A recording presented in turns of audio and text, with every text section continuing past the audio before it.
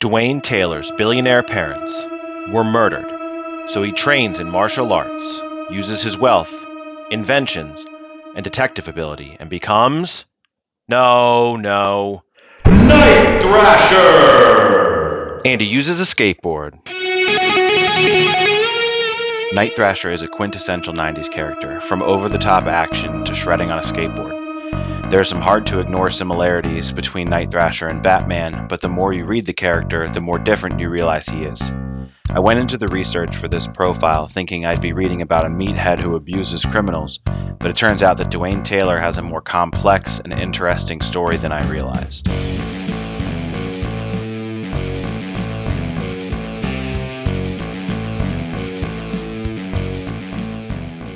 To put it simply, Dwayne has anger issues. He's not known to joke around and takes his role as leader of the New Warriors very seriously.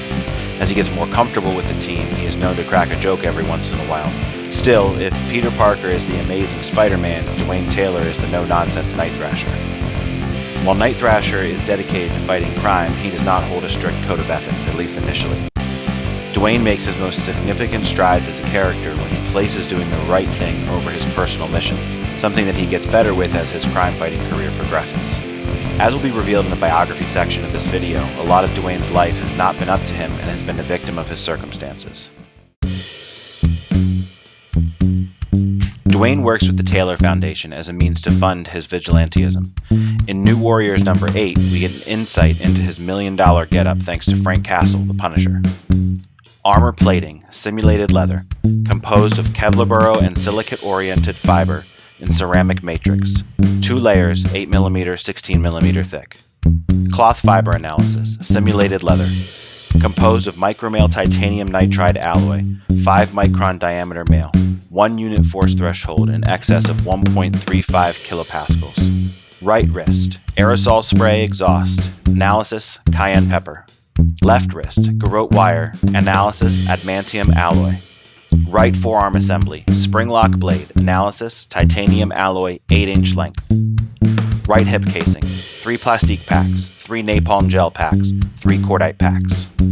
Left hip pack, magnesium flares, smoke pellets, incendiary caps, ball bearings, spur jacks.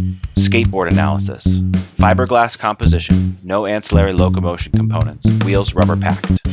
Helmet assembly, goggles, infrared sighting, telescopic lens, camera attachment including film pack, breathing apparatus, voice scrambler, sonic enhancement, cybernetic link to armor systems.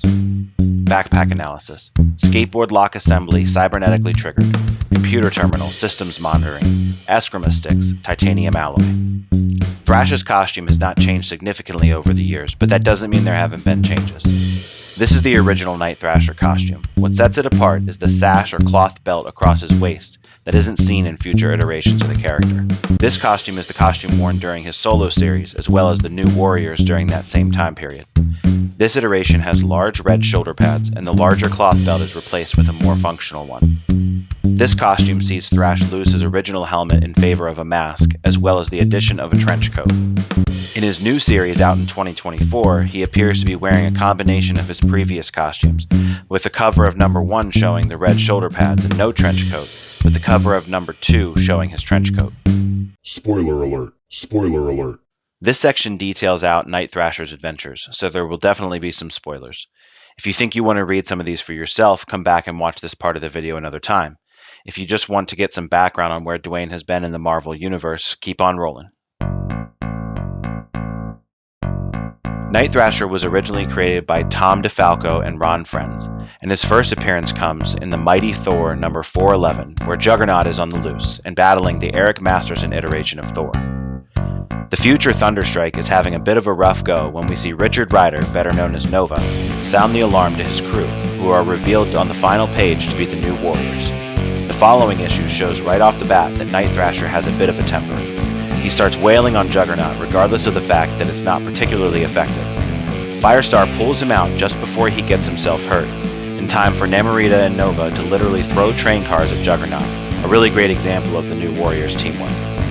The New Warriors steal the show from Thor a bit until the end, but Juggernaut escapes. Night Thrasher says, "We intend to fight for justice, punish the guilty, and crush them like vermin." to which Nova basically replies that only Night Thrasher is wound that tight, and everyone else is a bit more relaxed. DeFalco, from Dwayne's first outing, establishes him as very intense and something of a hothead. In addition to Dwayne's first appearance, we see the first of his legal guardians, Andrew Cord and Ty, who also serve as mentors of the New Warriors. Prior to starting the New Warriors, Night Thrasher teams up with Midnight's Fire and Silhouette, and I mean teams up with Silhouette. In a drug sting gone wrong, Silhouette is shot while Night Thrasher tries to prevent Midnight's Fire from shooting a cop. This puts Night Thrasher on Midnight's Fire's list, and not the kind of list you want to be on. This altercation is also where Dwayne gets his signature scar, for Midnight's Fire's outburst at what happened to his sister. Night Thrasher is encouraged to gather a team by Cord and Ty. As a result of this, the New Warriors are born. They hold base at the Ambrose Building penthouse, the home of Dwayne Taylor. Once Night Thrasher has gathered the New Warriors using some questionable methods that certainly invade some privacy, he takes on Midnight's Fire, who is extorting his neighborhood for protection. During this fight, he finds out that Silhouette is still alive but walks on crutches and with leg braces. He is prepared to kill Midnight's Fire when his teammates, who have just disposed of some of Midnight's Fire's gang, stop him. Night Thrasher gives Midnight's Fire a similar scar to his own as a reminder of his mercy. Dwayne finds out that the Taylor Foundation has been instigating some shady dealings. Upon further investigation, he finds out that Andrew Cord, his longtime mentor and guardian, is the one to blame. Once Dwayne confronts Cord and convinces his teammates that Cord is crooked, Cord turns the gun on himself rather than reveal why he did what he did. Marvel Boy was able to prevent him from dying, but Night Thrasher was still on the warpath to find answers. What could have scared Cord so much that he'd rather die than tell the truth? As Night Thrasher leads his teammates on this chase, he is pointed to a Yakuza leader Tatsuo in Japan. As the Warriors discover they are sitting with a shipment of heroin, Night Thrasher chooses to look the other way in order to get information from Tatsuo regarding the Taylor Foundation. When he is outvoted on whether or not to attempt to arrest Tatsuo rather than get the information he has, Night Thrasher quits the New Warriors and claims them to be disbanded. While Dwayne is following the lead given to him by Tatsuo, he is interrupted by the Folding Circle, who he is forced into joining, but later joins willingly. Elsewhere, while Silhouette is with Cord in the hospital, Ty reveals to her that Cord is her father, her mother was alive, until recently, and that Ty is her grandmother. Ty then says, "I will let nothing and no one prevent the fulfillment of the pact," and proceeds to attack Silhouette. Silhouette is able to get to her teammates and tell them that it has been Ty pulling the strings all along. As the Folding Circle makes their way to a hidden temple to find power or answers, depending on their level of villainy, they are greeted by Ty. Ty launches into what I feel is a legendary villain monologue explaining how she was attempting to use the Folding Circle for the pact, which she made with the members of the Folding Circle's fathers, in which she will become all-powerful. When the New Warriors show up, Thrash hesitates but joins up with them, and they defeat the Folding Circle. However, Ty then reveals that she orchestrated the creation of the New Warriors, killing Dwayne's parents through Andrew Cord, from the very beginning as a means of sacrifice to gain her power from the Well of All Things. As Ty attempts to throw them into the well, Dwayne shoots and kills her. Night Thrasher's life goal has been to get revenge on the killer of his parents, but now that he has and has found out the truth about his past, he isn't sure if he's glad that he found it. After learning the truth about the Taylor Foundation, Dwayne takes a break from being Night Thrasher in order to regain control of his father's business interests. Taking place immediately after the Folding Circle Nothing But the Truth New Warriors arc, the Poison Memories kidnap Andrew Cord. Just before the kidnapping, Cord tells Silhouette about a file marked Control in the Ambrose Building. This file is legal documents to help Dwayne maintain control of the Taylor Foundation. All he has to do is have a board member sign it. Ty is dead, Cord kidnapped, leaving 3 others who could be behind the kidnapping. After circling around looking for who is responsible, Dwayne learns important lessons on how to control strength, money, power, and compassion. In the first issue, he learns to control his strength, working to help Bengal without violence, as well as getting information about Cord without violence.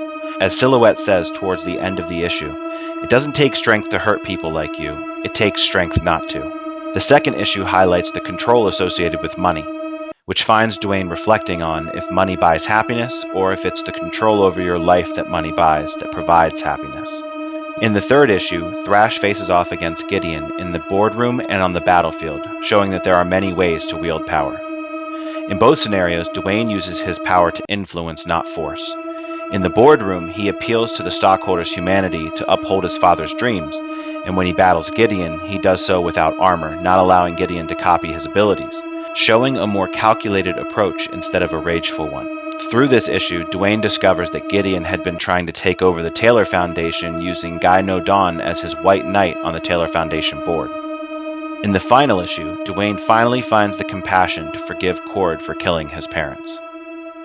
The New Warriors disbanded off-panel between volumes 1 and 2. In 2005, Night Thrasher, in an attempt to save the Taylor Foundation from going bankrupt, signs a contract with a TV production company to produce a New Warriors TV show, in which the New Warriors, with new member Microbe, who is Dwayne's adopted son, travel across America saving small towns from supervillains. In Stamford, Connecticut, as the New Warriors carelessly pursue some supervillains, Nitro, one of the supervillains, creates an explosion right next to a school, killing over 600 people, including 62 children. Night Thrasher dies in the blast. After the events of Civil War, someone claiming to be Night Thrasher puts together a team calling themselves the New Warriors. Detectives Harry Givens and Bev Sykes are tasked with tracking down who this new Night Thrasher is. As the team learns to work together and gels, the team begins to question Night Thrasher and lose their trust in him because he disappears during fights and is not transparent with his plans. To gain their trust, Night Thrasher shows them a fake plan regarding finding other superpowered beings. This ruse quickly falls apart and the team goes back to not trusting him. During a fight with Counterforce, a team including former New Warriors Vance Astrovic, now named Justice, Rage, and Debris, Night Thrasher reveals that he is Danielle Taylor, Dwayne Taylor's brother, to gain the trust of Justice so he can examine his brother's remains in order to determine if he was really a shape-shifting Skrull that died in the Stamford incident. After proving that the Night Thrasher that died was not a Skrull, the New Warriors were cornered by Detective Givens and Detective Sykes. In a moment of desperation, the team learns that Danielle's actual plan is to build a time machine and stop the events at Stamford from happening and thus saving his brother. To escape the Cape Killers, the New Warriors jump into the time machine, bringing Detective Sykes with them. On the other side, they have traveled to the future where there is a police state ruled by Iron Man. Night Thrasher splits from the group and breaks into Stark Tower to find that Iron Man is really Dwayne, while the rest of the team runs into the future Night Thrasher, who is really Tony Stark. Dwayne was brought back from the dead and has become a dictator in this dystopian future. There is no explanation as to who brought him back or how. Initially, Danielle sides with his brother, but once Dwayne murders Tony Stark, Danielle kills Dwayne and the New Warriors escape back to the present. As the Collector and the Grandmaster are gathering champions for their contest, Maestro summons Night Thrasher moments before he is killed in the explosion at Stamford. Maestro introduces him as a man who, and I cannot stress this enough, goes into battle with a skateboard, Night Thrasher. If you haven't noticed, we haven't seen Night Thrasher skateboard in quite some time. Immediately upon arriving into battle, Night Thrasher starts strategizing like he does best. Maestro eventually decides to send Night Thrasher back to Earth with the Ultimates because he'll cause too much trouble here. Night Thrasher has a new series that's coming out this year, 2024. It is a 4-issue miniseries that deals with Dwayne coming to terms with being teleported out just before his death, as well as returning to New York City and specifically in the neighborhood of Harlem, fighting with the OG. I was lucky enough to have Fabian Nicieza, longtime writer of Night Thrasher and the New Warriors, give me the answers to a few questions I had regarding the character. Tom DeFalco and Ron Frenz are credited as the creators of Night Thrasher, but you went on to write him for the majority of the New Warriors series as well as the beginning of his solo series. How involved in the creation process were you? Tom and Ron put together a New Warriors Bible, which was a few pages long, detailing the characters in the group and their thoughts on what their inherent conflicts would be. I probably did more lifting to separate Thrash's positioning in the Bible more than any of the other characters, but the imprint of what Tom and Ron intended for Dwayne is wholly and clearly in the work I did with Mark Bagley and editor Danny Fingeroth. Does the character ever feel like a creation of your own because you played such a pivotal role in developing the Night Thrasher over the years? I try very hard not to get hung up on the word creation for work-for-hire characters that appear in monthly titles and will be written and drawn by countless hands over the many years. I clearly played a foundational role in characterizing who the new Warriors would be and how they would operate and interact with each other. Subsequent writers have built on that, others have trashed it. That's the nature of mainstream superhero publishing cycle. There are some similarities in Night Thrasher's and Batman's origin. Both children of billionaire parents saw their parents murdered in front of them, then dedicates their life to vengeance against criminals. However, once past that, the characters are entirely different. What are some of the key differences that set Night Thrasher apart from Batman? Age, for one thing. I think that makes a big difference. Batman is older, has more experience, and self-dedicated his life to his cause, while Dwayne was steered in a direction that, for many years, he had little say in. I think both are hopeful and idealistic, but Batman is more measured and patient, while Dwayne was a little more impulsive and rash. It'll be fun to see how the new title handles this, since taking Marvel time into account, Dwayne would be around 22 or 23 now, and post-college, as it were, getting to the point where he will have a less youthful view of the world and how to operate in it. Did you draw any inspiration from anyone in your life for any aspects of Night Thrasher? No, I just tried to picture how I would handle the life he was handed and let the character within his surroundings find a measure of hope, companionship, and opportunity to do good things. The other members of the New Warriors are existing characters that were brought together with Night Thrasher to form the team. What role do you feel Night Thrasher took in filling out that team and making the book as well loved as it was? Dwayne was the initiator and the instigator. He was the financial footing, but I think he soon realized that didn't automatically make him right or someone the others should be willing to blindly follow. He soon realized he had accomplished exactly what he had subconsciously set out to do, create a family for himself. And that's why the readers of New Warriors liked the book so much and grew to really appreciate Dwayne's journey. Night Thrasher has a new miniseries out now. Where would you like to see Night Thrasher go from here in this modern age of comics?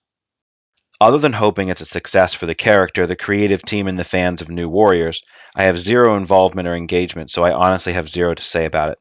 Ever since an acclaimed writer-artist-editor team decided to shoot Jack Nomad Monroe and unceremoniously stuff his body in the trunk of a car, I stopped having an emotional investment in the characters I have worked on outside of the work I did with them. Whatever is done with them now is done with them now. If it's bad, it won't take away from my work on the character. If it's good, it is likely only to enhance the older material. Thank you for watching this character profile. I really grew to love the character of Night Thrasher as I read more about him. If you enjoyed this, please share this video, like this video, and subscribe to the channel. I'm hoping to have a new character profile up each month, generally focusing on characters that don't get a lot of mainstream attention. Thanks for watching.